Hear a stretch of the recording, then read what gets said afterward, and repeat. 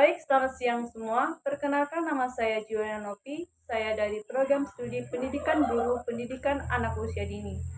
Di sini saya akan menjelaskan sekilas tentang komunikasi lintas budaya.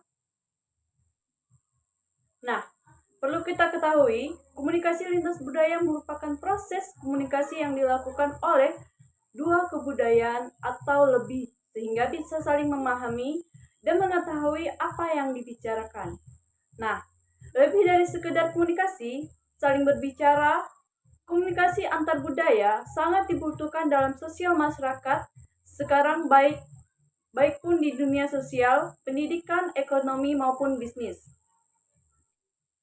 Nah, adapun pengertian komunikasi lintas budaya yaitu pengertian komunikasi lintas budaya adalah proses pengalihan ide dan gagasan suatu budaya ke dalam budaya lain dengan tujuan untuk membawa pengaruh suatu budaya yang ke sasaran budaya dan sebaliknya sehingga bisa saling mempengaruhi.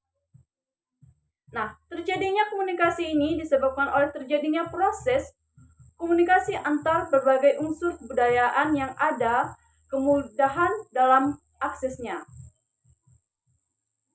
Nah, selain dari itu, lebih dalam lagi yang dijelaskan oleh Doris E. Kloss yang mengatakan bahwa komunikasi lintas budaya tidak hanya terbatas pada mempelajari bahasa asing, namun juga termasuk memahami berbagai pola-pola budaya dan nilai-nilai inti yang didampakkan langsung dapat dilihat dari komunikasi yang terjadi. Nah, selanjutnya fungsi komunikasi lintas budaya.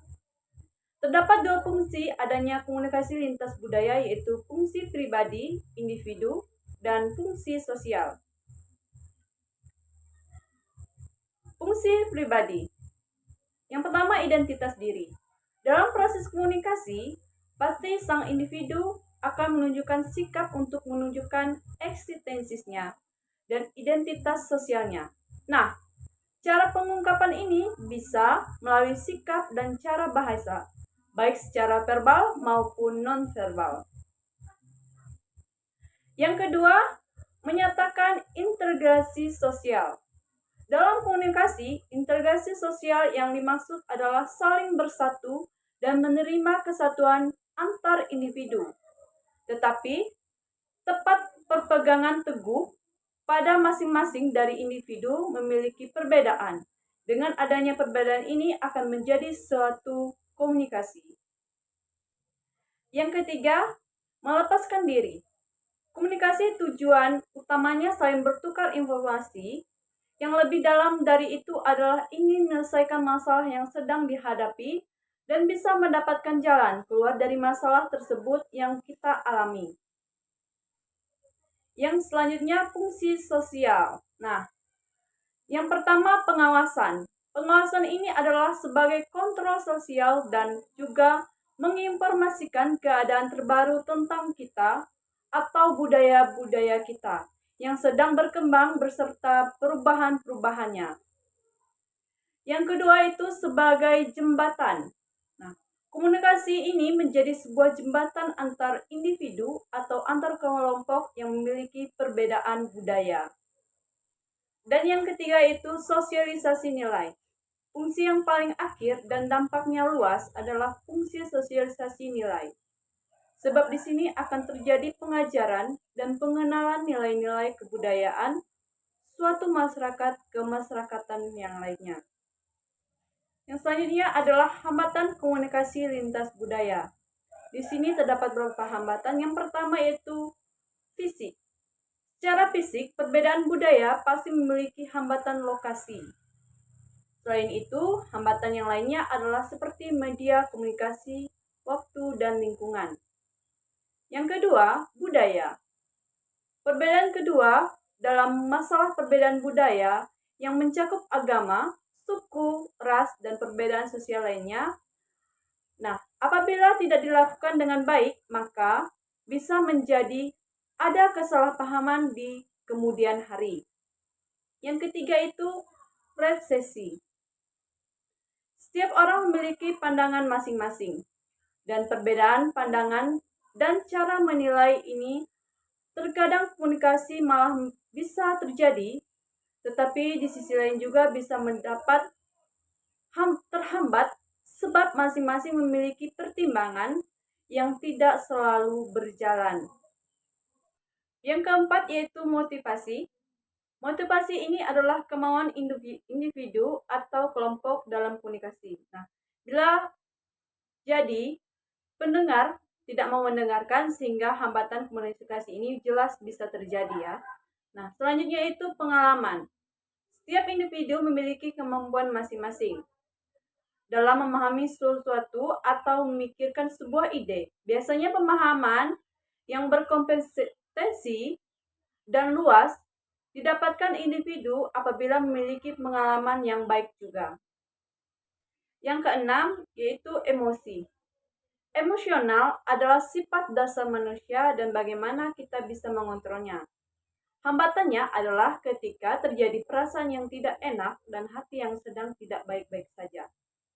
Maka komunikasi akan terhambat, bahkan akan sulit untuk mencapai titik temu pendapat yang sama. Yang ketujuh, bahasa. Perbedaan bahasa pasti menjadi hambatan ketika menjalin komunikasi. Pastikan komunikasi dengan bahasa yang saling bisa dipahami supaya tidak menghambat proses transfer informasi. Kedelapan, persaingan. Persaingan di sini yang dimaksud adalah kegiatan multitasking. Apabila pendengar mendengarkan informasi sambil mendengarkan informasi lain atau melakukan aktivitas lainnya, maka potensi kesalahan mendengar menjadi permasalahan besar. Yang kesembilan, nonverbal. Kendala komunikasi yang disebabkan selain masalah bicara dan bahasa. Nah, yang selanjutnya, pentingnya komunikasi lintas budaya. Komunikasi lintas budaya sangat penting apabila dalam dunia bisnis yang terjadi saat ini. Sebab dengan memahami perbedaan budaya akan membantu dalam berkomunikasi dan menangani konflik lintas budaya yang terjadi. Dengan kemampuan memahami perbedaan budaya, perbisnisan akan memiliki peluang sukses dalam mengembangkan bisnis dengan latar kebudayaan serta bisa membuat produk yang sesuai dengan kondisi masing-masing wilayah dan budaya. Selanjutnya, perbedaan komunikasi lintas budaya dan antar budaya. Komunikasi lintas budaya berfokus pada kajian bidang ilmu komunikasi yang lebih menekankan pada perbandingan pola-pola komunikasi antar budaya. Contohnya seperti bagaimana gaya komunikasi orang Indonesia dan Rusia atau orang Jawa dan orang Melayu. Baik, sekian penjelasan dari saya tentang komunikasi lintas budaya. Kurang dan lebihnya saya mohon maaf. Dan saya ucapkan selamat siang dan terima kasih.